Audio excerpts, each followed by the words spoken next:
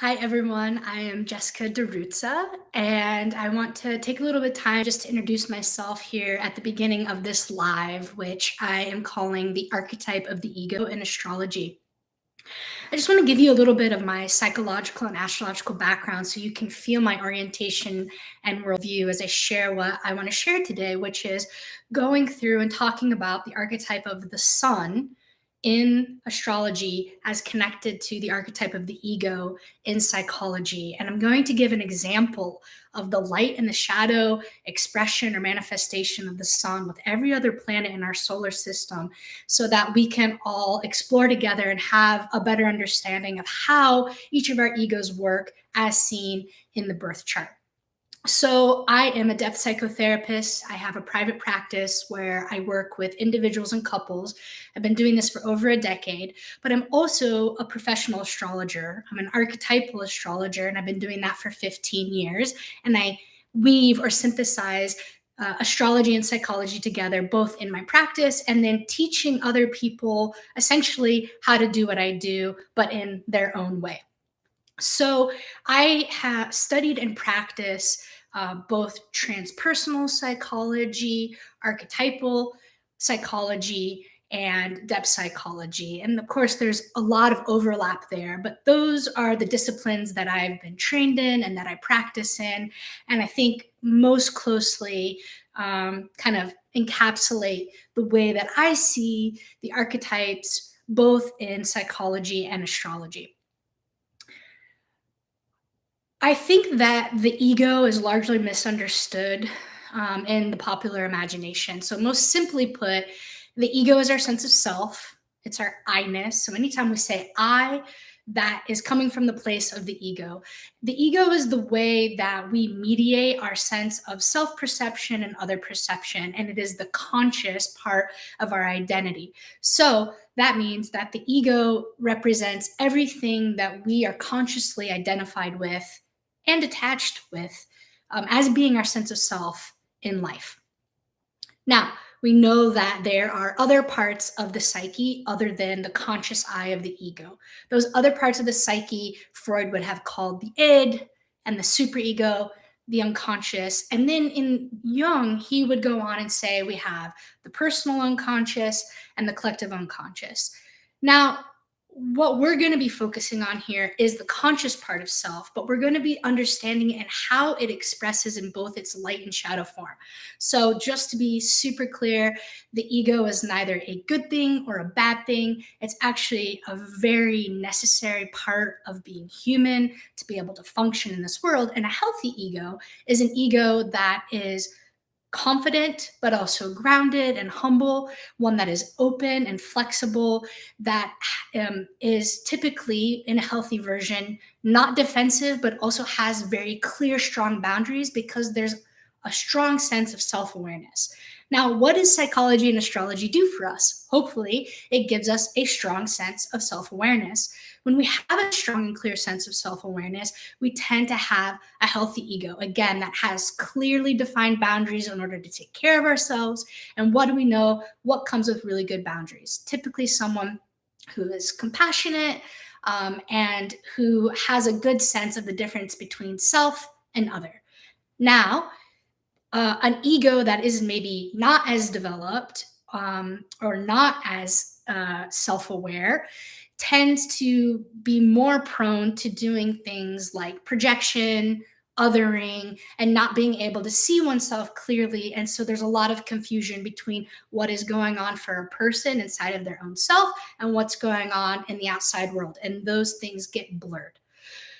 So, when we look at the archetype of the ego astrologically, it's most correlated with the planet of the sun, right? The center of the solar system, the star that all of the planets are spinning around, and of course, including Earth. And so, the ego as the sun, when we look at the birth chart, we want to particularly look at the other planets that are in major aspect to the sun. So I'm going to go ahead and give an example of the light and shadow expression of every planet in major aspect to the sun in the natal chart.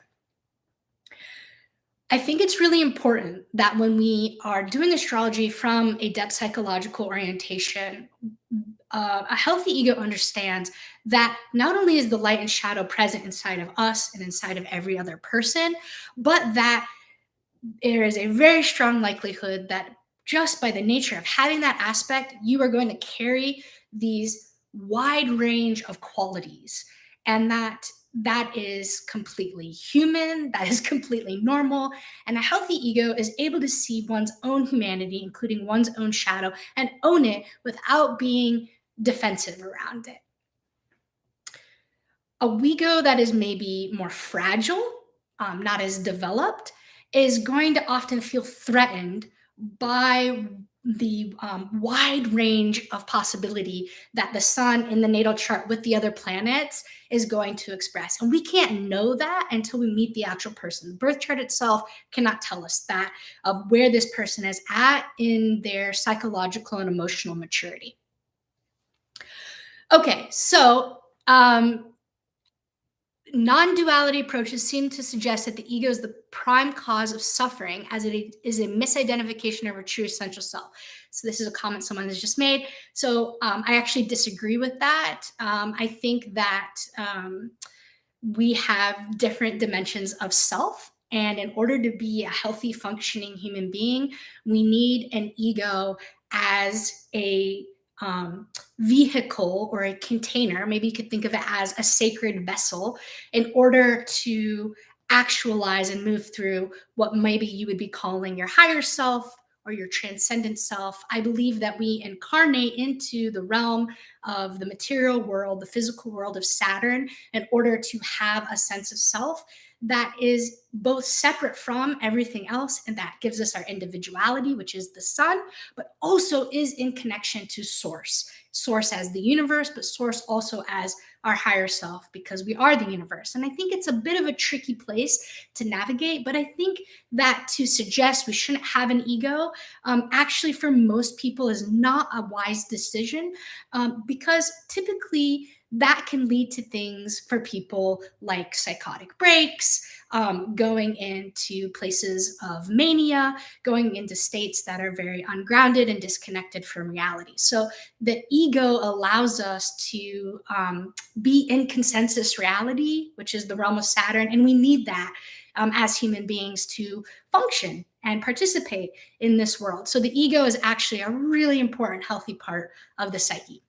Okay, so now I'm going to go in and talk about the ego with each planet, and just most likely give one light, one shadow, even though we know there's much more.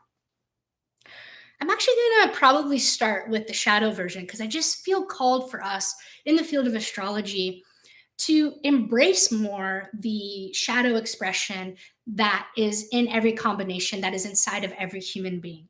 I think that sometimes there is a resistance or fundamental rejection of the shadow within our own self and seeing it in the birth chart because we're afraid that it's going to make us feel bad or look bad, when really actually by acknowledging it and trying to be in some kind of relationship with it, which is a healthy ego's function, is to try and open to, once it's developed enough to do so in its psychological maturity, to be in relationship with the other aspects of psyche. Okay, so the sun with Mercury. So the sun with Mercury is a person who tends to be very identified with their ideas and their opinions. Now, that in itself is neutral, right? So a person who is very identified, the sun, with their mercurial ideas and opinions. Now, the shadow expression of that is egoically, that person is so identified with their opinions and their ideas that they aren't able to see the difference between what is perhaps fact and what is their opinion of something that's going on. So usually there's a conflation there where one is so identified with their own perception of reality that they take it as universal truth and tend to speak Mercury and communicate from a place in their ego that says, what I am saying is fact, what I am saying is true. That's the shadow expression of the ego as the sun connected to Mercury. So if you have Sun Mercury in conjunction in your natal chart, then the shadow expression that one would want to open up to bringing greater awareness around is kind of reality testing. Do you have a tendency to have very strong opinions, which is very common for that aspect, and then make the unconscious assumption as your blind spot, which is what the shadow is, that your opinions are reality? And do you speak in such a way that communicates to other people that what you're saying is perhaps right and what they're saying is wrong? Now, the light shadow of that, or the light side of that, is when the ego as the sun is operating in a self-aware way and has self-reflected, which is what a healthy ego does, is it's able to reflect on oneself, it's able to be wrong, it's able to see one's mistakes, it's able to look at the past and be humbled and to learn and to grow. And you see this as a sign of someone who's vulnerable, who's open. Then that sun Mercury alignment is going to manifest as someone who can be a really clear channel for expressing their ideas and for communicating with other people in a really clear way, a clear way that can still be full of passion and conviction, but also is very open and receptive to hearing and listening back in the dialogue or the communication of what the other person's perspective is, and taking that in and then creating a fusion of something greater that can happen from that conversation than what can only come from one's own sense of self or one's ego. So a healthy sun Mercury is really good at listening, which is the other side of Mercury, and to be able to take in other people's opinions and perspectives and then allow that to make you grow and enhance what you believe about things. So it's someone who is very flexible and open in their dialogue and communication, and they tend to be really good communicators, orators, and writers because of this. So I spend a little more time on that one than I'm going to with the others, just because I'm trying to break down here at the beginning how I'm seeing the ego in relationship to the other planets. So now I'm going to go a little bit faster. So every time I say ego, identification, you know I'm talking about the sun, and then the other planet, I'm always using words that wholly correlate to that particular archetype. Sun, Venus. The shadow side here is an ego that is very vain, an ego that is very self-referential and is in love with itself, but in a way that overly prioritizes one's own kind of selfish pleasures and desires or feeling good over perhaps what actually might be right. The light side of Sun Venus is an ego that can be very harmonious in its relationality, within its relationships with its friends and with its lovers. Someone who really uses their sense of self in order to create harmony and balance in the world around them. You just want to look for, in the shadow side, a sense of superficiality, or a person who tends to move into the direction of white lies or omitting information in order to not rock the boat and keep the peace, when really a kind of deeper or more full expression of that would be someone who's still oriented towards the highest good of everybody involved in creating harmony and balance, but also is including what is right relation within that. Okay, the sun with Mars.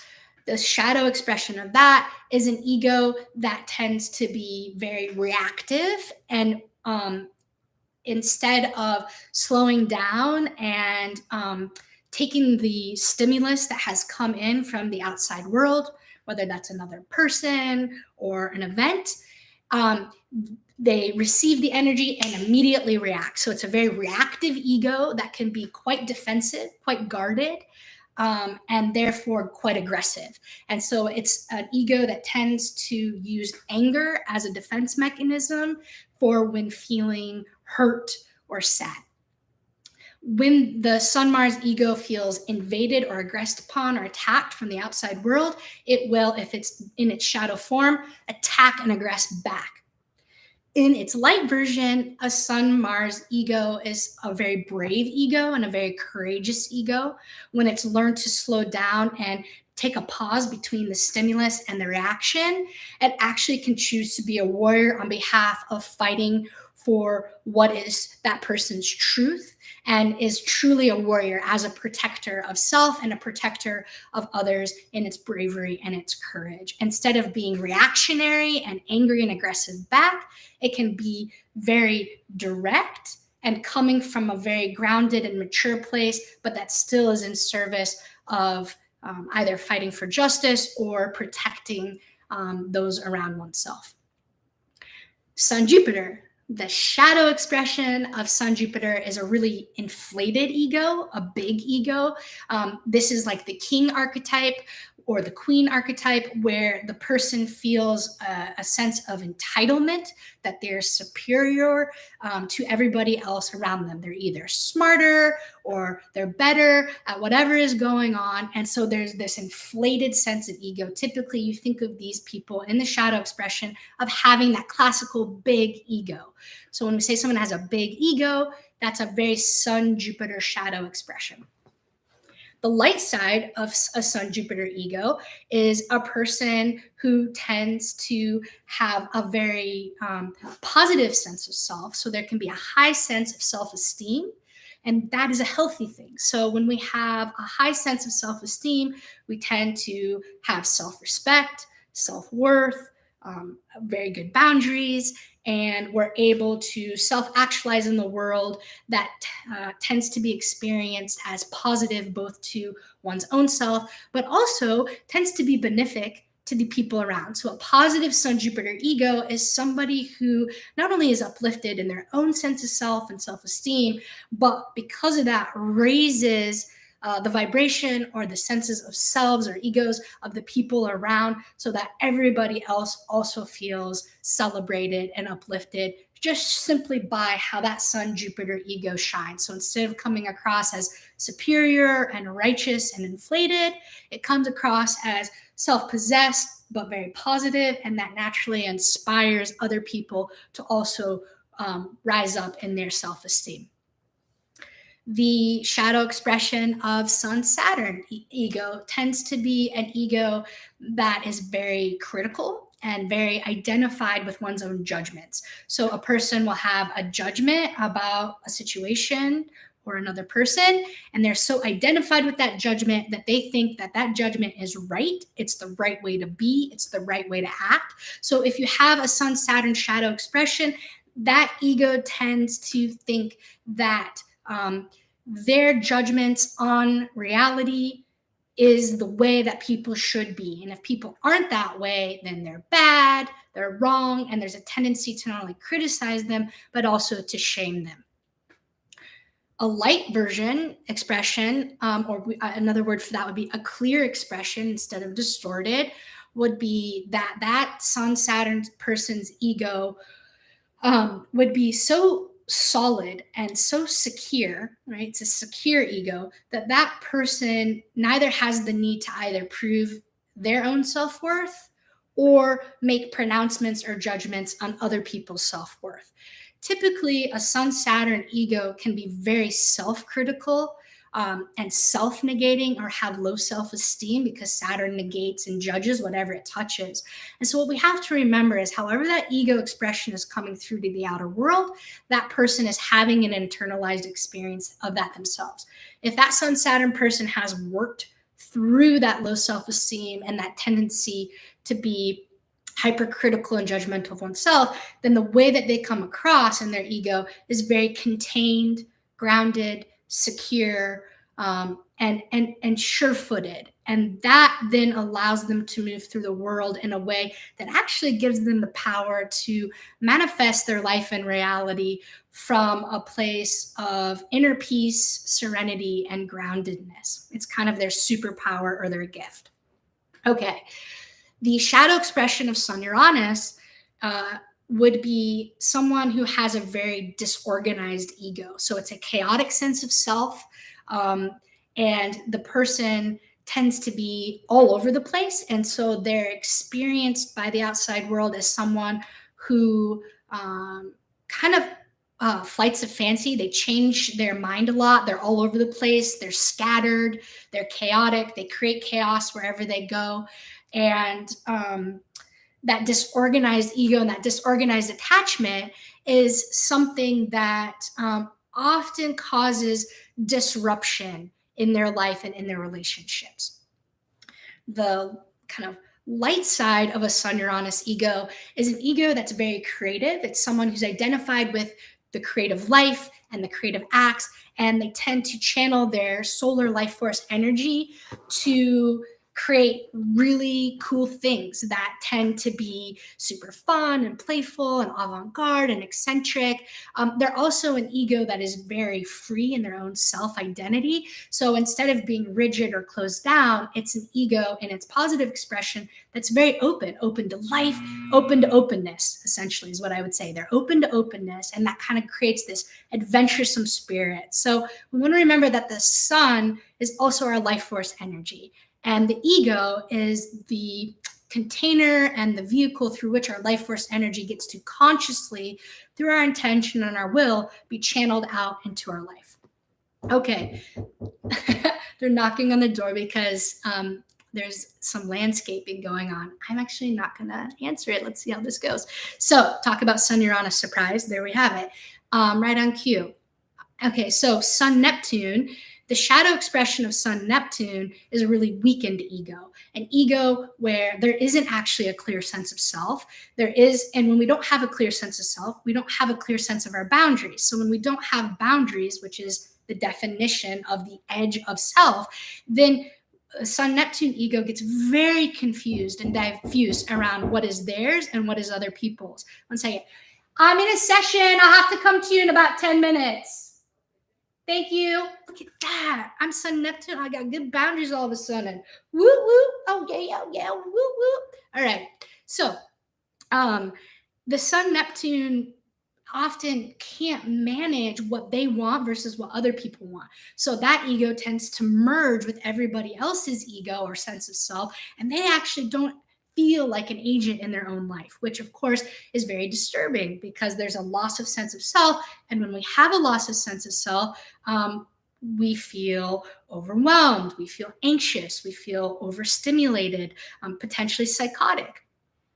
When the Sun Neptune is able to come through in a more self-aware way, then it's an ego that's very identified and wanting to be seen as compassionate, kind, but also someone who both has a clear sense of solar individuality and is connected to the whole or the all. And so it's a highly intuitive ego that has a profound kind of sensory gift of taking information in from the psychic world, from the ethereal world, and channeling it through the self out. So it's someone who tends to be very good at things like the healing arts, or someone who's deeply connected to the imaginal realm and can be a channel for the imaginal realm and the archetypal realm.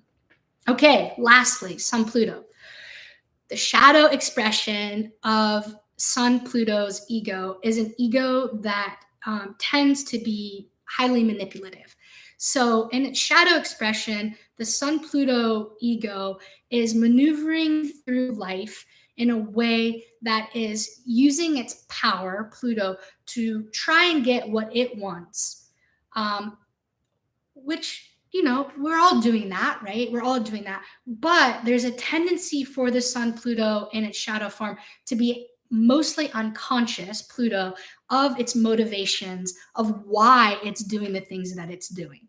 So the unconsciousness is something that the Sun Pluto person is having to strive more to do in their life than perhaps some of the other aspects, because the drive of the id is so strong through that ego that ego is required to spend more time in self-reflection, needing to understand the underlying plutonic motivations of why it's doing what it's doing. The light side of Sun Pluto is a very empowered ego with a clear sense of self-awareness that uses the driving force of evolution and the forces of nature to create something very powerful and transformative in their own self, but also in any environment that they're in. So the Sun Pluto's intention from a healthy place is using that power to empower the other people or the situation that one is in. And so instead of it being a power over or a power under, which is the shadow expression of Sun Pluto, then the light expression is power with. And that requires a lot of self awareness, a lot of relational integrity and consent, and a lot of checking in over and over again to see how the impact of how you're using that power is coming across with those around you. So that is my kind of overarching view of looking at the sun with every single planet in its light and shadow form, and just like one brief example of each one. So that my hope is that we can begin in the field of astrology, personally and professionally, and however we're using it, to actually take the time, and I want to encourage all of you to do this, to look at your natal chart, to look at the sun, to look at the planets and aspect to it, and try this on and see if you can have the awareness and the ability to acknowledge and even accept the light and the shadow version potential expression of this aspect for you. I think that oftentimes we are coming from uh, in this community of astrology, we're either coming from an egoic place, um, where it's more focused on the individual and wanting to understand um, yourself, that is disconnected from everybody else and the rest of the world, or which is more of a selfish place of coming from, or we tend to spiritually bypass and want to say, no, I don't have an ego, or I don't have shadow, or I've gone beyond that. For example, I used to have someone say to me, like, I don't do anger. Bullshit. Every human being does anger. It's human nature.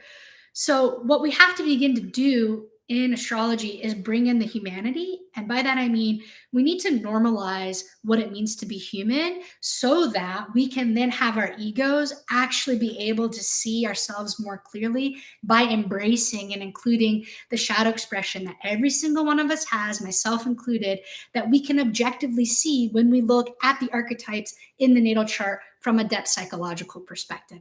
Once we do that, then we bring together the best of both worlds. We bring together our humanity and our divinity. And what we do there is we start to see the development of more healthy egos, right?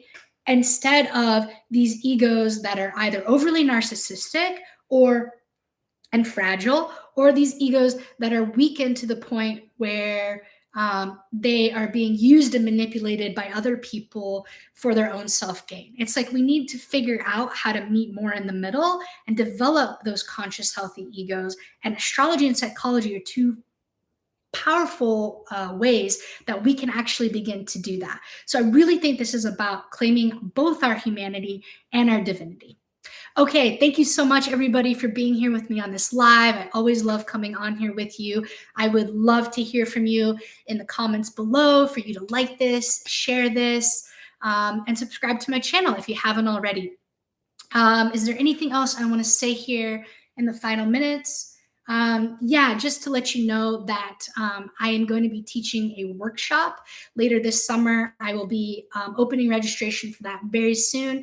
It's 3 ways on how to read a birth chart. It's going to be a 4-day workshop where I do live readings and then analyze them for you and break down step by step the 3 different approaches that I have had over the last 15 years to reading natal charts and transits. And this will be from an archetypal astrology approach. And of course, that will include all of my clinical work as a depth psychotherapist. So I would love for you to join me. That is going to be a master class, and essentially everyone's welcome to come. But it's mostly going to be me demonstrating how to actually do readings and to show you that there are different ways to do it.